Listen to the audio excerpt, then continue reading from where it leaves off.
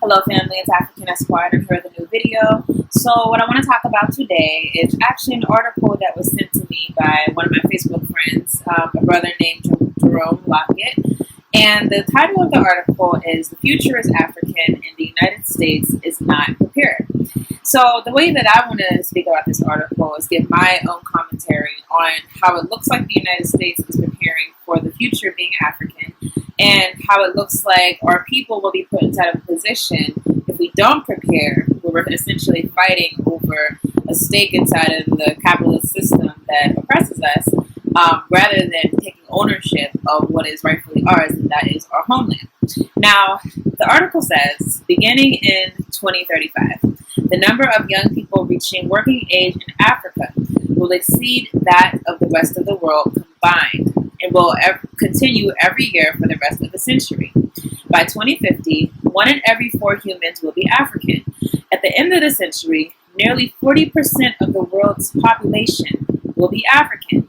Yet instead of preparing to build a relationship that we can grow with the continent based upon diplomatic cooperation, the United States is doubling down on more than a decade of reliance on its military as the primary vehicle of engaging with Africa. The consequences, as one might expect, are overwhelmingly negative. Africa's rapid change also presents challenges that will not be contained within the continent. Indeed, the persistently high absolute number of people in poverty, the underdevelopment of infrastructure, ongoing conflicts, and continuing problems with democratic governments are already combining to make Africa the world's largest source of immigrants. Many other countries have taken note of both the potential and the challenges in Africa's anticipated transformation and have mostly decided to increase their engagement. Plenty has been written about China's growing presence in Africa, and the European Union has also been deepening its links to the continent. But there is also a growing list of other countries pursuing stronger ties, including India, Brazil, Turkey, Japan, and the Gulf states. In contrast, the United States' relationship with the continent has since 9/11 been increasingly defined by militarization of U.S. foreign policy. In 2003, the Bush administration established the first permanent U.S. base on the continent in Djibouti. In 2007, the U.S. Africa Command was created. Barack Obama's administration solidified this policy approach by increasing military spending and deploying more troops. President Trump is following the lead of his predecessors. Over the past year, the number of U.S. forces in Africa has increased by nearly 1,500, bringing the total amount to 7,500, not including Special Operations Forces. The United States now has 34 status of forces agreements with African countries, 14 of which were signed or upgraded in the last decade. The growing military presence is displacing diplomacy. Military advisors outnumber diplomats and embassies across the continent. Career diplomats who focus on Africa are often ignored in favor of military commanders. At least one senior State Department official has estimated that there are 7 military employees for every civilian diplomat working on U.S. policy towards Africa. Simply put, the U.S. military is attempting to prepare African countries to fight an enemy that they actually may not have, or at least not to the extent that Washington imagines, while the U.S. government is failing to help those same countries deal with the real killers, namely poverty and corruption. Okay, so a few things with this article. One, I think it's very interesting that the article has framed different relationships that different countries are pursuing with Africa. So their way that they frame the relationship with China is China sees Africa's population growing, and therefore they're trying to develop a relationship with Africa. But we do know that that's not entirely the big picture. The big picture is China is now the second most imperialist country in the world, and they're essentially trying to be the first. Chinese imperialism is the same as Western imperialism. However, similar to how the Democrats deal with Africans in America, and they pretend to be our friends, the Chinese will pretend to be the friends of many African countries. So, but whereas white countries, European countries, might go into Africa with more of a militaristic approach. The Chinese government seems to be less about arms and more about relations, more about trying to connect with the people, trying to seem like you're not trying to exploit them, at least not outwardly. But we know that the end product is the same. The Chinese government, what they're doing is depleting the resources from the people, and they're taking them for their own country. So they're depleting Africa and they're building up China. So this is the same effect that European colonialism has, neo-colonialism has. However, it's done in a more favorable and friendly manner, and that's where a lot of our people get tricked. But how the United States seems to be preparing for Africa, as the article lays out, is while everyone else is trying to get their hands inside of the money pot, the United States essentially, I think, foresees that with all of this competition, that the United States will potentially be left behind. That is what I think the military strategy is about. Previously, Europe and the United States, that was really the big people who were trying to take the resources of Africa. Those were the big countries, the big areas of the world where the exploitation would go to. But now, China is not only in Africa. China is also in Latin America. China is also in the Caribbean. China is actively trying to take the United States' place. So when you don't have the relationship or the reputation to say, well, pick us instead of China, and you might not have the capital to be making these deals with the people that are better than the Chinese deals. Remember, the United States even owes a lot of debt to China. You don't have that advantage. The only advantage that you can go to probably would be your military, because the United States still has the largest military. It is big beyond belief, really. If you understand the waste that goes into the military of the United States, it's just a completely unnecessary expenditure. But millions, billions of dollars are put into the United States military. So what I am thinking is that is their approach. When you wanted to make deals with China or you want to make deals with India, well, we need to do something to lock our position in. And the only thing that we really have at this point is our military. So when you put military bases there, you have some type of force that's going to basically ensure that you are going to continue to hold your interests. Now, is that going to work? I think that as more and more of our people become conscious of what's going on, you will see that it actually is going to be a lot of backlash with that, as the article actually predicts. Many of you have seen recently in Ghana, there was a new military base that was being built, and the people weren't having it. They were protesting and revolting. Now, this has been happening for a long time all throughout Africa, but this time in particular, the people were notified. They were made aware of it. It was put out in the open that the United States was going to be doing this by the president of Ghana. He purposely put it out in the open to be voted on by Parliament. So because it's out in the open and people were conscious of what was going on, you've seen a whole different reaction. And that's really what our people need when it comes to colonialism, is consciousness, because that's kind of the real killer about colonialism.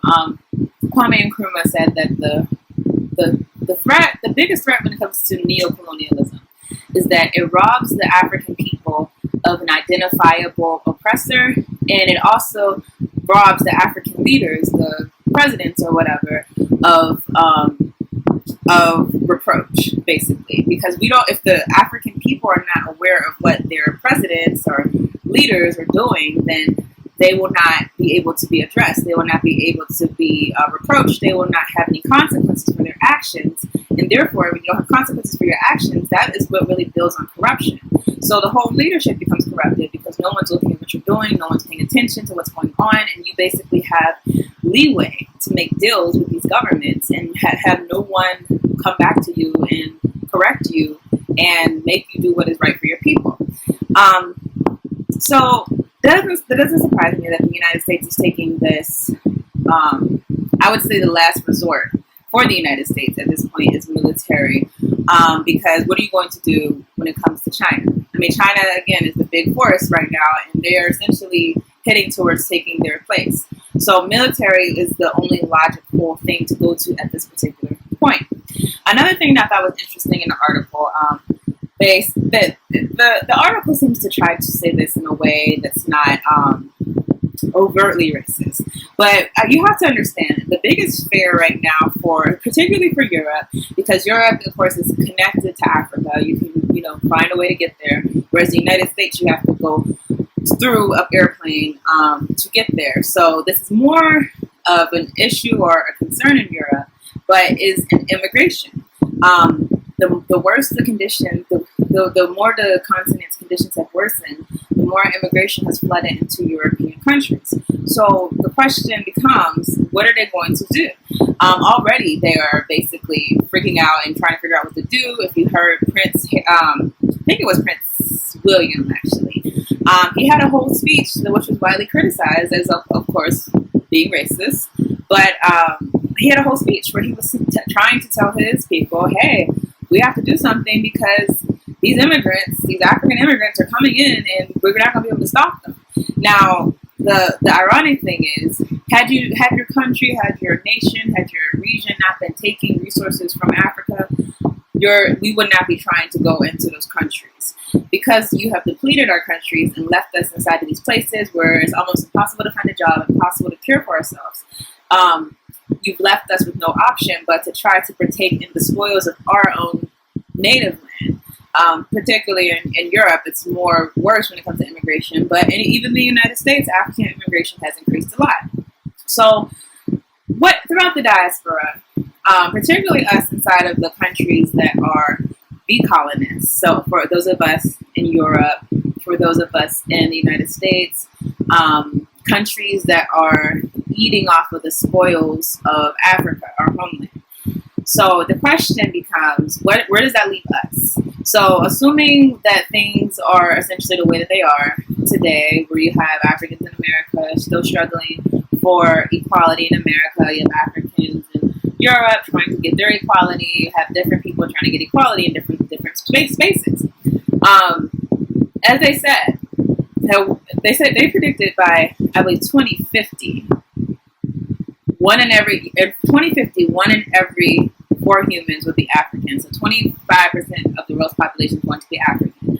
And they predicted at the end of the century, nearly 40% of the world's population. That is crazy when you think about how we can reproduce. I mean, 40% of the world's population is projected to be African by the end of the century. If the conditions of the continent have not changed, then the obvious thing is that more and more immigrants are going to be coming into these nations. So we're kind of left in this position if we don't find some type of way to prepare for this, where we're going to be fighting with our own people for the crumbs that America is willing to give us. So already, many there's a lot of strife between Africans who immigrate to America and Africans who are already in America, and I think a lot of that is motivated by a lot of African immigrants are able to enjoy a lot of the things that have been gotten through the civil rights movement, whereas a lot of Africans in America who might have a different circumstances, they might not necessarily have access to that as quickly. But imagine how much more the strife is going to be between our people if not only we're not dealing with it as it is, but in 2050, 1 in every 4 people in the world is going to be African. And if we're having an influx of immigration, that is only going to increase the hostility, because essentially us who are, whether you're descended from slavery or you've just been here for a long time, you're going to feel like you're being left out and squeezed out of the economy. So will the economy of the United States accommodate you? That's the question you should be asking. Or will this be a whole nother war, a whole nother fight, because you feel like you should be getting something and they feel like they should be getting something? Because, you could say, well, if for those of us who were born through slavery, we deserve the resources more. However, the truth is, again, I dare you, go look into how much of those resources, the things that are taken from Africa, the things that are taken from Latin America, but Africa is the most, because Africa is the most rich, minerally rich country.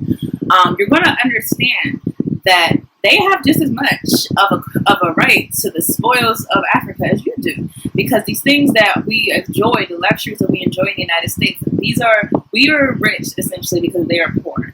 If it wasn't for the Monroe Doctrine, if it wasn't for the doctrines that said of the white man's burden, these burdens, that these ideas that the United States has the right to go into other countries and tell them what to do, take their resources. If it wasn't for that, I'm sorry to tell you, because of your imaginary American dreams, but this country would not be where it is right now. Had the United States stayed the way it was in the early part of the century, where it was essentially an isolationist country, they didn't really get into too many world affairs. Had the United States stayed that way, it would not be the richest country in the world. It would not be the most powerful country in the world. So understanding that those countries, and not just African people, but people all over the world, they actually have a right to enjoy the spoils, because the money that we're sitting on right now, the money that we're enjoying and we're wasting on, technology that we don't need, on things we don't need, on food that we throw away, the money that we are enjoying, the raw materials, wood, different minerals, the things that we enjoy, those things were taken.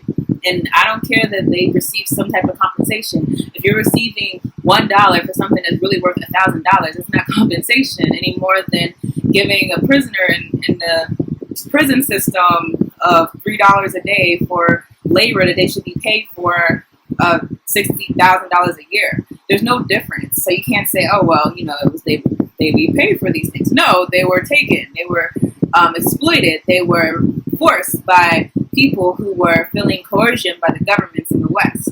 So I say all this to say, this is an ugly picture if we don't get organized. If we don't organize ourselves, and not just separately, but organize ourselves and collectively, then we are going to be in this position where we are fighting for something that, between ourselves, that really should be ours to begin with. If we don't organize ourselves as far as liberating the continent of Africa, I mean, Africa is so rich. That's the thing that I think people lose. Africa is so literally rich. It's really the richest continent, and it's not by coincidence that the richest continent is also the poorest continent. So if the people are united and we're organized, then we are able to better prepare for this population boom that we see coming. However, if we're sitting back and we're looking to the West and we're looking for ourselves, we're dividing ourselves and thinking that individually we are stronger, then no, you're not going to be able to prepare. Nothing's going to be able to prepare us for this. So I just say that to say, it was an interesting thing to think about. This is coming, whether or not you're ready. So I would say that as a community, as a people, collectively, we need to start thinking about how we can live in a world where we're such a significant part of the population and continue being robbed. Is that sustainable? And to me, the ultimate solution, again, is to raise our consciousness. Because, as Stokely Carmichael said, if the people's consciousness have been increased and yet their conditions only worsen, then that is the conditions that are necessary for revolution. And only then, as these conditions are worsening, they're only going to get worse in a capitalist system built off of the backs of our people. We need our consciousness to grow in order for us to have any real chance at a change and a true revolution. So that's all I have, and I will see you on another video.